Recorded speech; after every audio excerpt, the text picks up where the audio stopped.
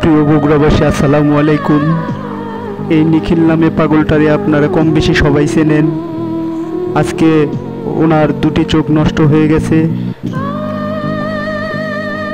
আপনাদের আল্লাহর দোহাই লাগে, আপনাদের হাতে পায়ে ধরে বলতেছি আমি, ভিডিওটা যে যেরকম পারেন প্লিজ প্লিজ একটু শেয়ার করে দিবেন, যাতে প্রবাসী ভাইদের কাছে ভিডিওটা যায়।